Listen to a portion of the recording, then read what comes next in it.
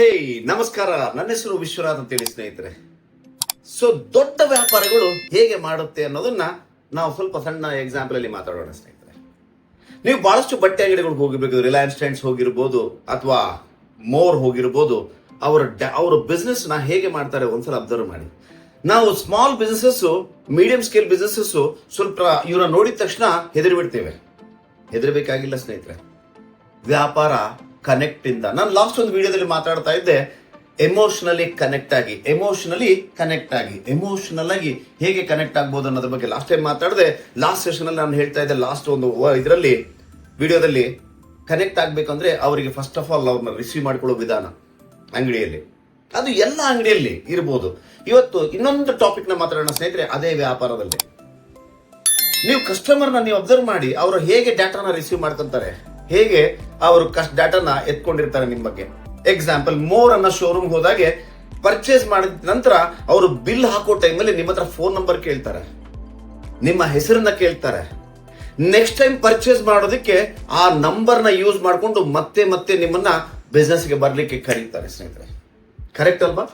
ಹೌದು, ನಾನು ಬಟ್ಟೆ ಅಂಗಡಿಯಲ್ಲಿ ಇದ್ದೀನಿ ಸರ್, ನಾನು ಕಿರಾಣ ಅಂಗಡಿಯಲ್ಲಿ ಇದ್ದೀನಿ ಸರ್, ನಾನು ಸಣ್ಣ ಪುಟ್ಟ ಬಿಸ್ನೆಸ್ಗಳಲ್ಲಿ ಮೊಬೈಲ್ ಶಾಪ್ ಅಲ್ಲಿ ಇದ್ದೀನಿ ಸರ್. ನನಗೆ ಕಸ್ಟಮರ್ ಎಷ್ಟೋ ವರ್ಷದಿಂದ ಪದೇ ಪದೇ ಪದೇ ಬರ್ತಾ ಇರ್ತಾನೆ.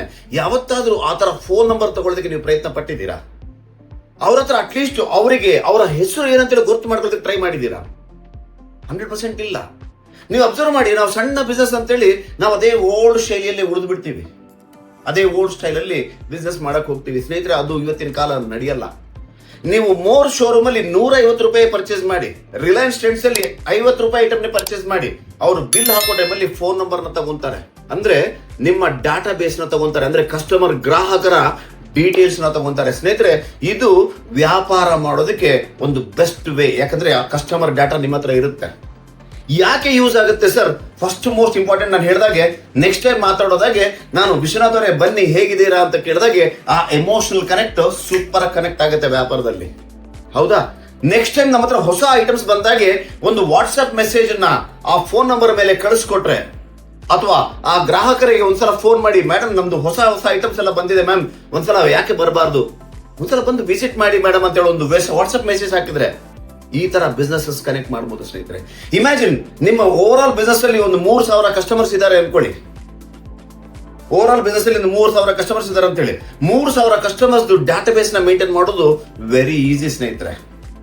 ಎಸ್, ನೀವು ಕೇಳ್ಬೋದು, ಸರ್ ನನ್ನ ಸಣ್ಣ ಬಿಸ್ನೆಸ್ ಅಲ್ಲಿ ಇವೆಲ್ಲ ವರ್ಕ್ ಆಗುತ್ತಾ? 100% ವರ್ಕ್ ಆಗುತ್ತೆ.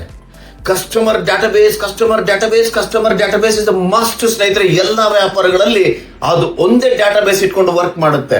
ನಿಮಗೆ ಗೊತ್ತಿದೆ, ಎಲ್ಲೋ ಗೂಗಲ್ ಅಲ್ಲಿ ನೀವು ಯಾವುದೋ ಒಂದು ಐಟಮ್ ನ ಮಾತಾಡಿ, ಫೋನ್ ಅಲ್ಲಿ ಮಾತಾಡಿ, ಒಂದೊಂದ್ಸಲ ನೀವು ಗೂಗಲ್ ಸರ್ಚ್ ಮಾಡಿದಾಗೆ ಆ ಐಟಮ್ ಬಂದಿರುತ್ತೆ.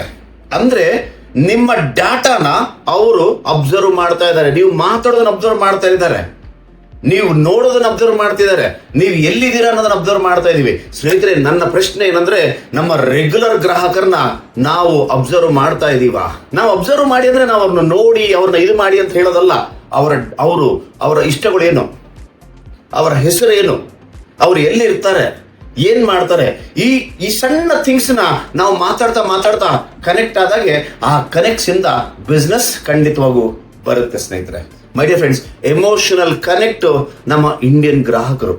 S, connect emotionally. ಬಿಸ್ನೆಸ್ ಅಲ್ಲಿ ಎಮೋಷನಲ್ ಕನೆಕ್ಟ್ಸ್ ಬೇಕಾಗುತ್ತೆ. ಅದರಿಂದ ಕಾಂಪಿಟೇಷನ್ ಡೆಫಿನೆಟ್ಲಿ ನಾವು ಬೀಟ್ ಮಾಡಲೇಬಹುದು ಸ್ನೇಹಿತರೆ. ನೀವು ಕೇಳಬಹುದು, ಸರ್ ನಿಮಗೆ ಈ ಅನುಭವ ಇದೆಯಾ? ಸ್ನೇಹಿತರೆ, ನಾನು 25 ವರ್ಷದ ಕೆಳಗಡೆ ನಾನು ಮಾಡಿದ್ದೆ ಬಟ್ಟೆ ವ್ಯಾಪಾರ. ನನ್ನ ಹತ್ರ 2,000 ಗ್ರಾಹಕರಿದ್ರು. ಎಸ್, ಕನಿಷ್ಠ 30-40 ಲಕ್ಷ ಟರ್ನ್ ಓವರ್ ಇತ್ತು ನನ್ನ ಬಿಸ್ನೆಸ್.